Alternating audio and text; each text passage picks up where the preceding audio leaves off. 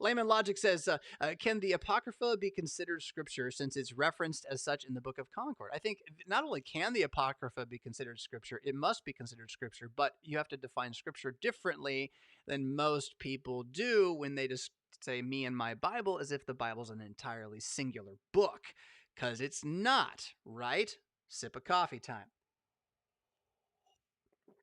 The Bible is many books put together as one book, and we might even claim that its ordering is not divine. We could debate that. Its ordering is heritage and legacy and tradition, which has lasted for a good long time. That's value in itself. But what it is a collection of books and or resources, letters, stories, visions, and they're not all the same. Into a compilation, a concept album, as it were, right? Silmarillion style, kinda. And it's actually a really fair comparison. I've never thought of that before. If you got that Easter egg, run with that one because that's an interesting thought. And in this, then the books within it are all scripture. They are inscribed writings from the prophets and the apostles, right? We think. Yeah, we believe. And even if you go within that, though, you find within the New Testament that the scriptures there have some distinctions that are very important. Gospels are different than letters to begin with, but you also have in the early church an acknowledgement of the clearly received, the spoken for. We've all got these everywhere and we all know it. And you have this is a new one and it's a bit late to the party, but it sure looks authentics. And then even a couple of, golly, there's some real doubts. That other group over there doesn't even think it belongs in the Bible. And we know they're Orthodox and we're just putting this thing together for the first time. So let's put it on the very end. You got those kinds of distinctions. And the two biggest ones you can put as categories are those that came in, were recognized or received everywhere without any questions ever being raised in history about them, and those that had questions being raised in history. And again, Revelation is the great example of this because like half of the church didn't have it. So they're getting together because this guy is publishing a false Bible with none of the Old Testament in it, a bunch of clippings out of everything, removing the gospel and practically the miracles, only keeping stuff for his own weird Greek philosophical nonsense. So he's doing that. The church responds, and they're saying, well, what do we really have? And you got this half of the conversation. They were still talking, universally at that point. Half of the conversation has never seen the book of Revelation before. Like, what's that? And they read it like that. We're not sure that belongs. We don't know what to do with this thing.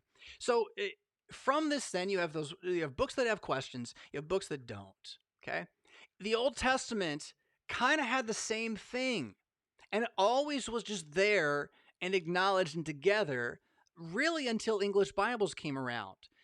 And the reasoning, I think it's suspect the reasoning why this thing disappeared from just our standard printings. You can get it from our church body's publishing house, Concordia Publishing House. You can get a separate copy of it, but it's not printed in it, right? Not in the study Bible.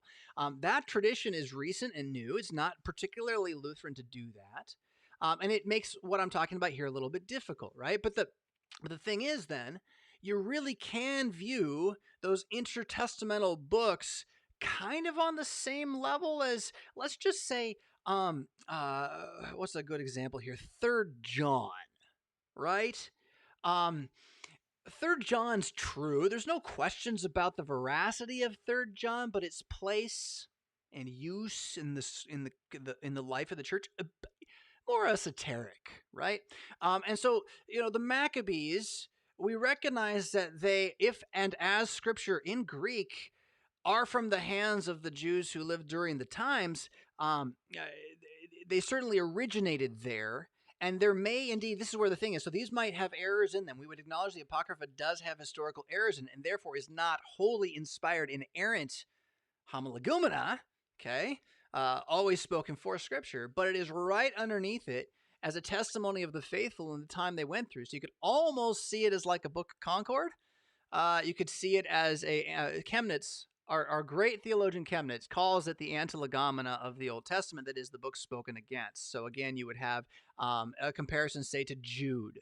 Jude is similar to Bel and the Dragon or something like that. And frankly, that's pretty fair, I think, on Chemnitz's part.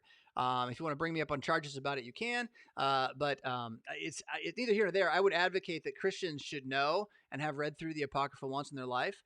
It's the CPH resource is very good for looking at that. In the sense that it's got kind of historical helps, because they are esoteric books. They're weird. Bell and the Dragon is not what you think it is.